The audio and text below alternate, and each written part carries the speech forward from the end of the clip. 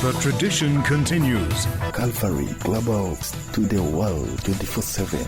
Tradition continues. Calvary. Since January, the ongoing violence in Eastern Democratic Republic of Congo has claimed the lives of around 7,000 people, Prime Minister Judith Suminwa Tuluka reported at the UN Human Rights Council in Geneva. The deadly conflict has left around 450,000 people without shelter after the destruction of 90 displacement camps. The advance of the M23 rebel group, which has captured key territories and valuable mineral deposits, marks the worst escalation in over a decade. Tuluka called on the international community to impose dissuasive sanctions as the region faces widespread displacement, summary executions, and horrific human rights abuses. UN Secretary-General Antonio Guterres condemned the devastating situation, saying that human rights are being suffocated around the world.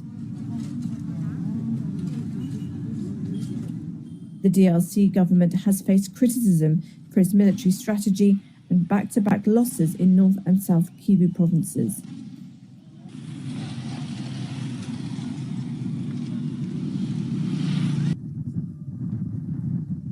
Kenya has increased security along its border with Ethiopia following a clash between Ethiopian fishermen and their Kenyan counterparts at the Omo River.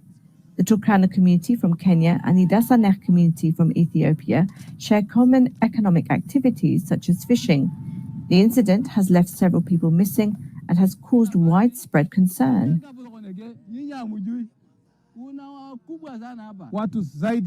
More than 20 people are missing. If they were found dead or injured, it would have been easier to handle than the uncertainty we're facing now. Not knowing whether they are alive or dead creates a lot of anxiety, and that uncertainty hurts even more.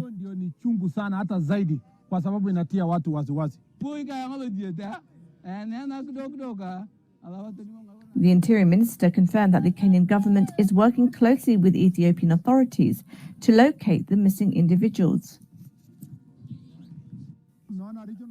You see, the regional commissioner is here with us. Together, we are assembling a team led by the county commissioner who will travel to Ethiopia tomorrow to meet with local officials. We will collaborate with them to find and recover our people. Murkomen also announced plans to set up a border post to monitor all cross-border movement, ensuring thorough checks on those entering Kenya. Britain is set to impose sanctions on Rwanda in response to its involvement in the ongoing conflict in neighbouring Congo. Ray Collins, a junior minister in the UK Foreign Office, confirmed to Reuters that the UK would take action soon. This follows increasing international pressure over allegations that Rwanda is backing the M23 rebel group, which has seized large parts of eastern Congo, including the cities of Goma and Bukavu, and valuable mineral deposits. Rwanda denies the accusations, stating its forces are acting in self-defense against hostile groups based in Congo. Recently, the US Treasury imposed sanctions on James Kabarebe, a top Rwandan official accused of liaising with M23, which Rwanda has called unjustified. The UK has been vocal about its concerns, with Ambassador James Kadeyuki stating at the UN Security Council that Rwanda's actions, including the occupation of Bukavu, violates Congo's sovereignty and risk a broader regional conflict.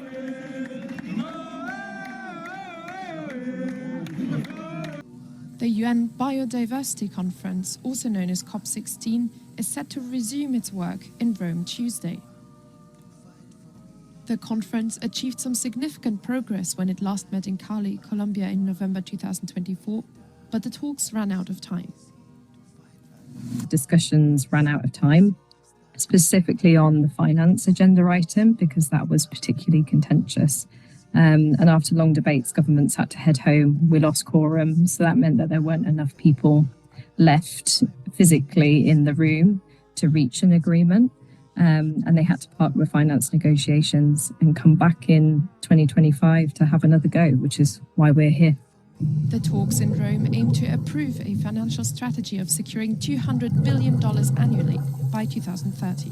These funds would go towards initiatives for the protection and conservation of biodiversity around the world. Biodiversity, it's really about life on Earth. It is the support system for everything, for the air we breathe, the food we eat, the water. It really relies on intact ecosystems.